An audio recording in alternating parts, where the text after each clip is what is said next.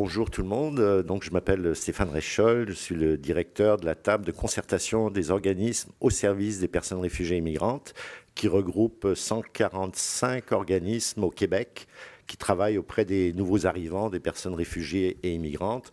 C'est comparable à ce que OCASI en Ontario ou AMSA en Colombie-Britannique. Donc, on regroupe les organismes. Alors, moi, je vais essayer de parler un peu. Merci beaucoup. Mes prédécesseurs, je pense, ont bien mis en contexte. Donc, je ne reviendrai pas sur les chiffres, les statistiques. Je vais essayer pour ceux qui sont aussi moins familiers avec l'accueil des demandeurs d'asile, vous dire très concrètement là, comment ça fonctionne, comment, quand ils arrivent, où est-ce qu'ils vont, qui fait quoi, qui est responsable de quoi. Je parlais un peu de la concertation aussi. Là, je pense la clé du succès. Je pense qu'on peut parler de succès là depuis 2 ans. On a réussi à relativement bien gérer tout ça.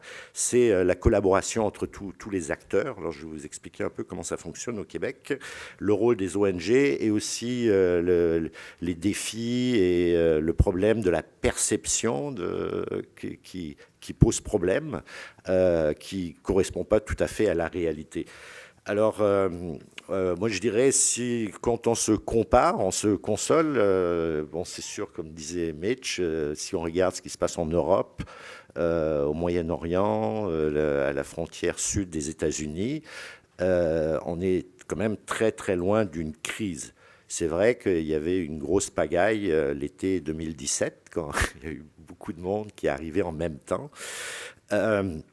Mais le dispositif qui est en place au Québec concernant, oui, il y a toutes les procédures à la frontière, mais après, une fois qu'ils arrivent à Montréal, qu'est-ce qui se passe? Et ça a posé un problème l'été parce qu'il y a eu beaucoup de monde, donc qui ne pouvait pas être traités à la frontière, donc qui étaient restés bloqués à la frontière. Il y a eu ces images qui étaient très néfastes, hein, des camps de réfugiés à la frontière.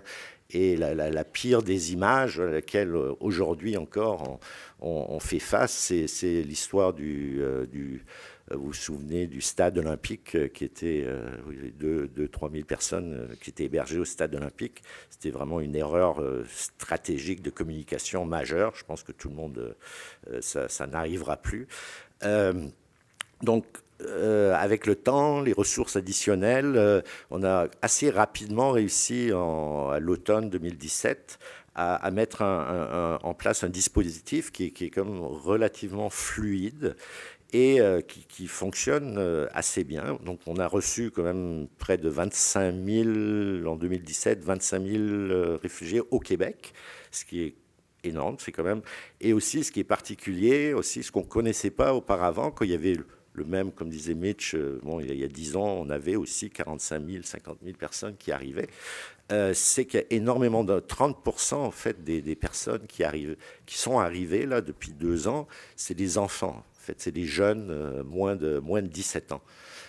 Donc c'est un gros défi là au niveau scolaire, au niveau école, au niveau social, au niveau soutien. Mais je vais vous expliquer rapidement comment ça fonctionne au Québec. Quand les personnes arrivent donc à la frontière, qui viennent de manière régulière ou irrégulière, en fait, en bout de ligne, une fois qu'ils obtiennent leur recevabilité, ça dure quelques heures, c'est sur place à la colle, par l'agence, par les agents de l'agence. Ils sont transportés par un autobus à Montréal et vers un centre d'hébergement temporaire. Actuellement, il y a 2 centres d'hébergement temporaire qui sont gérés par le YMCA à Montréal, qui ont une capacité actuellement à peu près de 1800 personnes en permanence. Donc, c'est toujours prêt. Là. Demain matin, on peut héberger 1800 personnes. En ce moment, il y a à peu près, j'ai regardé, vous pouvez sur le site du ministère de l'Immigration du Québec, vous pouvez suivre tous les jours le nombre de personnes qui sont hébergées. Donc actuellement, il y en a à peu près, j'ai regardé ce matin, il y a à peu près 600 personnes qui sont hébergées. Ils sont pris en charge par les services sociaux du Québec, donc par le gouvernement du Québec, donc met à disposition des travailleurs sociaux, des médecins, donc qui vont être dans c'est pas tout le monde qui va dans l'hébergement temporaire. C'est quelqu'un peut aussi, s'il y a de la famille ou s'il y a de l'argent, il peut aller ailleurs. C'est pas une obligation. Mais je dirais que 90%, 95% vont dans les hébergements temporaires. Et là, ils vont rester en moyenne 20 jours, une vingtaine de jours, c'est la moyenne. Des fois, c'est un peu moins, des fois, c'est un peu plus. Et en attendant que leur premier chèque d'aide sociale. Donc ça dure à peu près 2-3 semaines. Donc ils vont recevoir, toujours à certaines conditions, bien sûr, s'ils n'ont pas d'argent, s'ils sont dans le besoin, tout ça.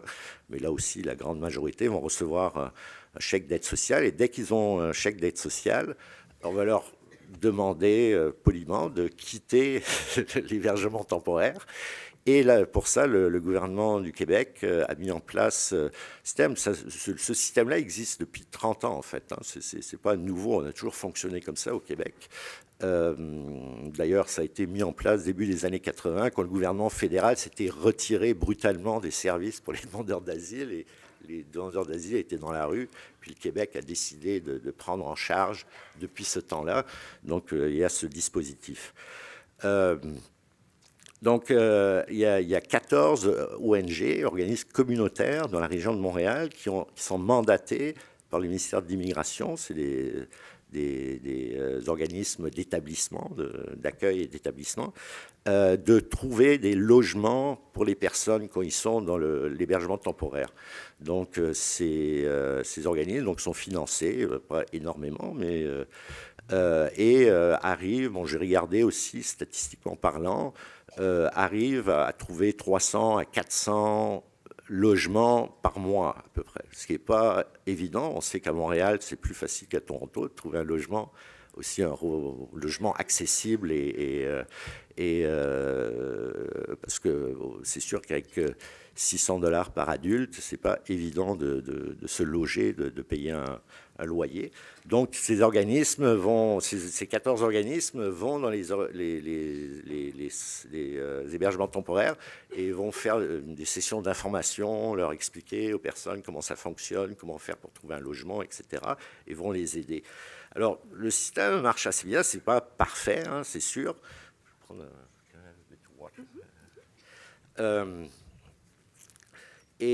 par contre, la difficulté, c'est que là où on a quand même un problème, c'est qu'une fois qu'ils quittent, qu'ils vont dans leur logement à eux, dans le marché privé, ils sont laissés à eux-mêmes, en fait. Donc là, parce qu'il n'y a pas vraiment, disons, des services de base, hein, comme partout ailleurs au Canada. Bon, les enfants ont accès à l'école, ils ont droit aussi au Québec à des cours de français. Ils peuvent suivre des cours de français gratuitement. L'aide juridique, c'est sûr que les services sociaux, s'il y a des besoins médicaux aux services sociaux, les services sociaux du Québec continuent à les soutenir. Mais ça reste quand même très minimaliste, tout ce qui est l'offre de services. Là, les organismes d'accueil, les 14 qui s'occupent du logement, mais aussi d'autres organismes qui sont membres de la TCRI, ont mis en place donc divers services qui ne sont pas financés par le gouvernement. Donc certains offrent des services de manière bénévole. Il y a aussi Centraide qui a investi beaucoup d'argent pour aider. Donc il y a quand même disons, un filet, disons, de minimal pour aider les personnes qui sont dans le besoin et pour les orienter. Je dirais que comme ce n'est pas des services formels, c'est très peu documenté, il y a très peu de statistiques. Et juste en parlant avec les collègues, à peu près, je pense en 12 mois, ils ont à peu près donné des services entre 15 et 20 000 demandeurs d'asile au Québec. Un ou plusieurs services. Donc c'est quand même un gros volume de clientèle qui est pas documenté en fait. Donc c'est beaucoup sur une base bénévole. Je pense que là où on est comme assez bon au Québec, c'est qu'on a une collaboration là, très étroite qu'on a toujours eue, mais là avec la situation de l'été 2017, avec les niveaux gouvernementaux. Donc il y a le fédéral, il y a l'agence des services frontaliers, IRCC, des fois la GRC aussi se joint à nous. Donc on a un comité de travail qui se rencontre à peu près aux 6 semaines. Et donc, il y a le ministère de l'Immigration, le ministère de la Santé du Québec, il y a la ville de Montréal. Contrairement en Ontario, Montréal n'a pas vraiment de mandat par rapport aux demandeurs d'asile. C'est vraiment le gouvernement du Québec. Il y a la Croix-Rouge, le HCR et les organismes. Donc, on se rencontre tous les 6 semaines à peu près. Puis, on fait le point. Tout le monde partage ses informations. On regarde les tendances, parce que c'est une chaîne qui fonctionne. Donc, il faut que tous les maillons de la chaîne soient opérationnels. Sinon, s'il y a un maillon qui pète, ça ne fonctionne plus. Donc, on s'assure vraiment que tous les maillons, et on fait ça là, depuis presque 2 ans maintenant, et c'est très... comment dire, très, très efficace. C'est très transparent. Ce n'est pas un lieu où on revendique, c'est vraiment un lieu de travail et de planification. On identifie les failles et les faiblesses. Par exemple, quand il y a eu, à un moment donné, je pense, la question des permis de travail, c'est sûr que je dirais la majorité des demandeurs d'asile veulent travailler et essayent d'avoir un permis de travail le plus rapidement possible. Là aussi, il n'y a pas de statistiques, mais on voit, si on prend les statistiques des organismes, plus de la moitié des demandeurs d'asile sont en emploi, là, actuellement. Ceux qui sont arrivés il y a 6 mois, 1 an, généralement sont en emploi. Là. Je pense que toi aussi, tu dois voir ça. Et donc, tout au début, il y avait une longue attente là, au niveau des permis de travail. Donc, on a travaillé très, très fort avec IRCC pour réduire, être le plus efficace possible au niveau d'aider les gens à aller chercher leur permis de travail. On a développé des outils Internet pour qu'ils puissent remplir, on fait des sessions collectives, c'est pour remplir tous ensemble sur écran les formulaires, ce type de choses là qu'on a fait conjointement avec IRCC, avec le ministère de l'Immigration. Donc ça a énormément aidé. Je vois que le temps file. Mais c'est ça, comme je disais, le dispositif au Québec a ses limites aussi, là, parce qu'il y a des besoins sociaux, matériaux énormes. Hein, et donc, il y a quand même, malgré toutes les manchettes négatives dans les médias, on voit, il y a quand même eu une grande mobilisation de bénévoles, de groupes d'aide. Nous, on travaille beaucoup avec les autres réseaux communautaires, les centres d'hébergement pour femmes, les centres sociaux, les centres de famille, qui sont moins familiers avec les procédures, avec les statuts. Donc, on a développé des formations et des outils. Et Centraide aussi a mis de l'argent là-dedans. Donc on fait régulièrement, chaque semaine, là, dans les quartiers, on invite tous les groupes sociaux dans les quartiers où vivent les demandeurs d'asile. C'est comme un peu des formations 101 là, sur l'immigration, sur les demandeurs d'asile, à quoi ils ont droit, c'est quoi leur papier d'identité, comment ça fonctionne avec le PFSI, tout ça. Donc ça, c'est quelque chose qu'on fait régulièrement. Et qui a des résultats, parce que c'est sûr que juste notre réseau, on n'est pas capable de porter tout, donc on essaye de les refiler vers les autres réseaux aussi. Au niveau scolaire aussi, on travaille beaucoup avec les écoles, avec on a des agents interculturels dans les écoles aussi qui ont besoin de mieux comprendre là, comment fonctionne le parcours d'un demandeur d'asile. Je dirais au niveau, le plus grand défi qu'on a actuellement, c'est vraiment la perception du public par rapport à ces populations-là. Et là, si vous avez des idées, qu'est-ce qu'on pourrait faire de plus, s'il vous plaît, aidez-nous. On fait énormément de travail, de communication, parce que c'est Mitch de rectifier quand les gens parlent d'immigration illégale, de faire attention au vocabulaire, d'interpeller les journalistes qui utilisent des termes de la mauvaise façon. Mais malheureusement, ça donne peu de résultats.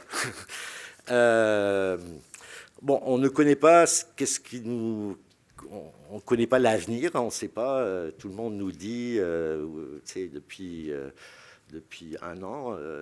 On dit oui, oui, mais là, qu'est-ce qui s'en vient? Alors, il y a des scénarios terribles là, qui sont.